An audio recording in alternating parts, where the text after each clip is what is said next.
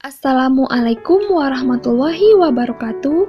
Perkenalkan, nama saya Dwi Lavenia Jultami dengan NIM 119103200841. Saya berkuliah di Universitas Islam Negeri Sultan Syarif Qasim, tempatnya di Riau, dengan jurusan Manajemen Pendidikan Islam, konsentrasi administrasi pendidikan di kelas AP4C. Tujuan saya membuat video ini ialah memenuhi salah satu ujian akhir semester mata kuliah Psikologi Manajemen dengan dosen pengampu Bu Dece Berlian Purnama. Pada kesempatan kali ini, saya akan memaparkan hasil observasi mengenai kepemimpinan Ketua Pusat Kegiatan Gugus Pendidikan Anak Usia Dini, disingkat menjadi PKG PAUD, di Pasar Alahan Mati, Kecamatan Simpati, Kabupaten Pasaman, Provinsi Sumatera Barat. Nah, silakan, selamat menyaksikan. Sebelumnya, terlebih dahulu, perlu kita mengetahui apa itu definisi dari kepemimpinan. Nah, seorang pemimpin sangatlah penting dalam menjalankan tugas dan perannya di dalam suatu organisasi.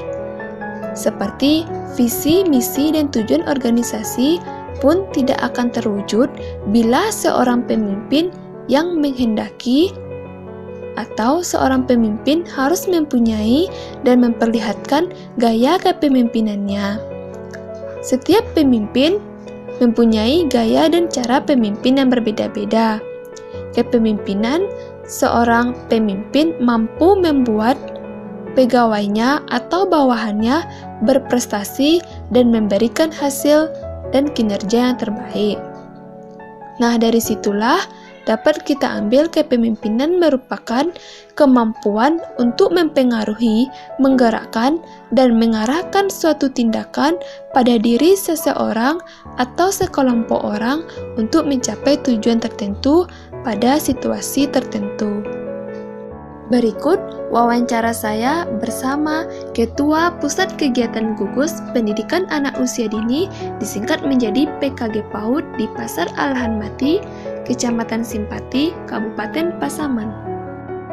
Saya sebagai Ketua PKG Pusat Kegiatan Gugus di Kecamatan Simpang Alahan Mati, yaitu menciptakan tenaga pendidik yang berkepribadian baik, profesional, dan berprestasi. Sedangkan misi yang akan saya wujudkan adalah bersikap dan berperlakuan baik sesuai dengan norma agama dan nilai kultur budaya yang ada di daerah kita, yang baik dalam setiap pertemuan, berpenampilan sebagai pribadi seseorang pendidik, memahami tahapan pertumbuhan dan perkembangan anak didik kita, memahami dan mampu merencanakan serta melaksanakan kegiatan program pendidikan, pengasuhan, dan perlindungan terhadap peserta didik di lembaga kita masing-masing, membangun kerjasama yang baik dengan seluruh anggota gugus dan warga sekolah, mengembangkan kompetensi tenaga pendidik, serta memberi kesempatan kepada pendidik dalam berkreasi dan berprestasi untuk masa depan nusa dan bangsa. Atau masalah yang saya hadapi selama menjabat sebagai Ketua PKG atau Pusat Kegiatan Gugus, yaitu 1. Saat mengadakan rapat, ada beberapa guru, 1 atau 2 orang yang tidak mendengarkan apa yang disampaikan narasumber atau saya sendiri, padahal informasi itu sangat berguna untuk lembaganya masing-masing. Kedua, masih ada guru yang tidak mempedulikan arahan dari saya atau narasumber, fokus main HP dan berbicara sesama teman. Akhirnya mereka tidak tahu apa yang disampaikan oleh narasumber atau saya sendiri untuk masa depan lembaganya masing-masing.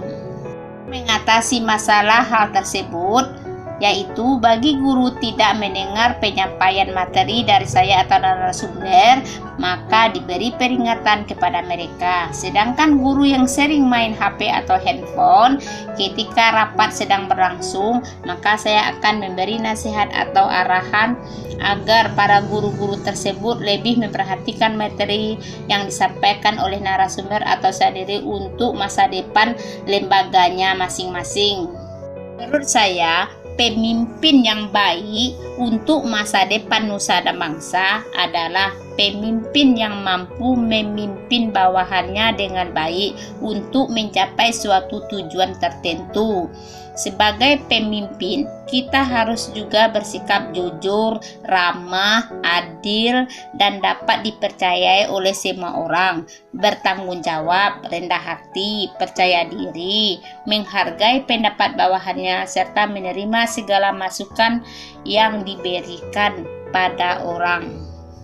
Menurut saya, pemimpin dalam sebuah organisasi PKG, KKG, atau IGTK di seluruh lembaga harus mampu mengambil keputusan secara rasional. Seorang pemimpin harus mampu melakukan analisis rasional dalam pengambilan keputusan dalam rapat.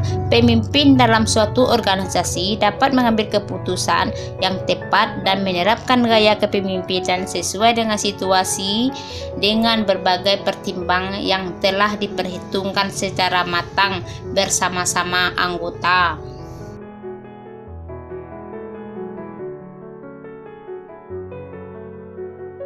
Dari penjelasan narasumber tadi, dapat kita ketahui bahwa gaya kepemimpinan yang dipakai oleh Ibu Milyarni yaitu gaya kepemimpinan demokratis.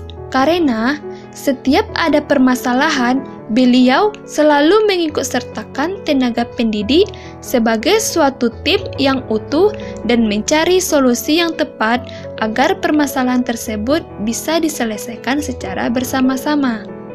Nah, di dalam gaya kepemimpinan demokratis, pemimpin memberikan banyak informasi tentang tugas serta tanggung jawab para anggotanya.